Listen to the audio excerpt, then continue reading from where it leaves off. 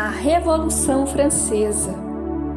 A Revolução Francesa acontece em 1789 e ela é marcada por 3 fases. A primeira fase, formação de uma Assembleia dos Estados Gerais. A segunda fase, a Convenção, de 1792 a 1793. E a terceira fase é chamada de Diretório, 1794. Quais foram as causas para acontecer a Revolução Francesa? As influências das ideias iluministas, os gastos com guerras pesou na economia do país, os custos com as monarquias, a economia que estava em um estado péssimo e a divisão da sociedade francesa, que era dividida em 3 estamentos, sem mobilidade social e mantinha os privilégios de nascimento da nobreza. No primeiro estado nós temos o clero, no segundo estado nós temos a nobreza e no terceiro estado nós temos o povo. O primeiro e o segundo estado, eles não pagavam impostos. Logo, o estado francês era sustentado pelo terceiro estado, a burguesia. A insatisfação da maioria esmagadora da população contra a monarquia fazia da França um terreno fértil para as ideias iluministas de liberdade, igualdade e fraternidade. Esses ideais virou o lema da Revolução Francesa: liberdade, igualdade e fraternidade.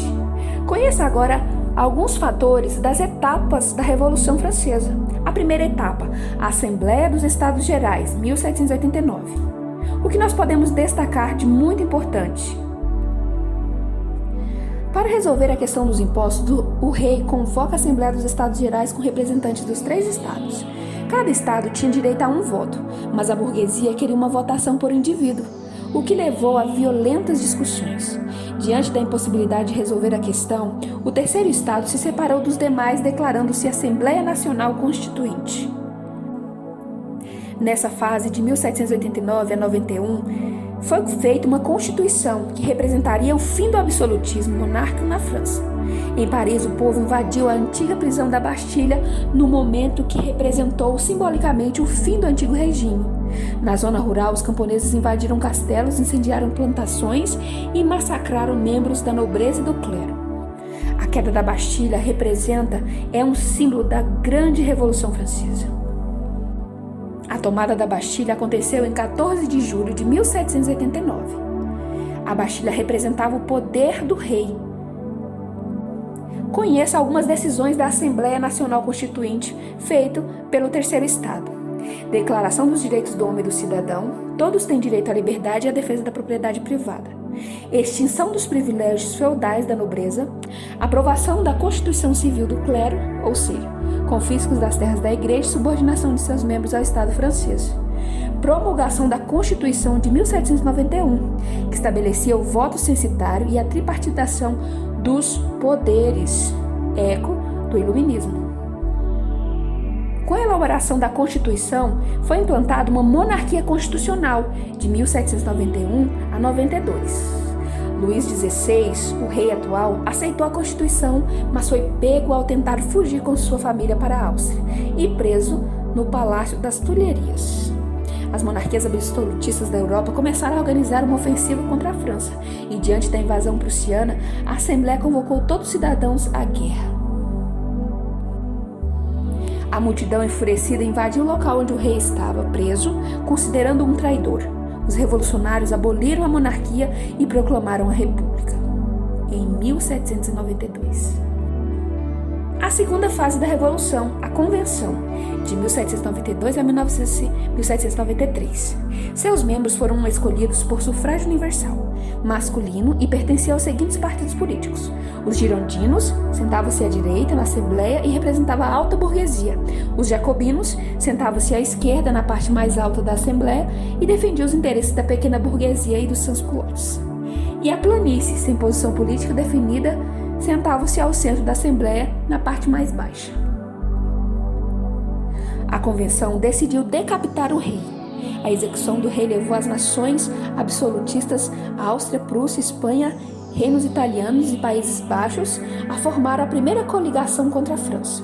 Dentro da França houve levantes antirrevolucionários de camponeses instigados por padres reacionários e pela pequena nobreza.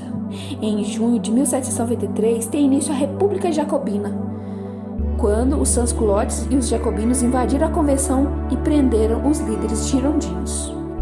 Os jacobinos eram a ala mais radical.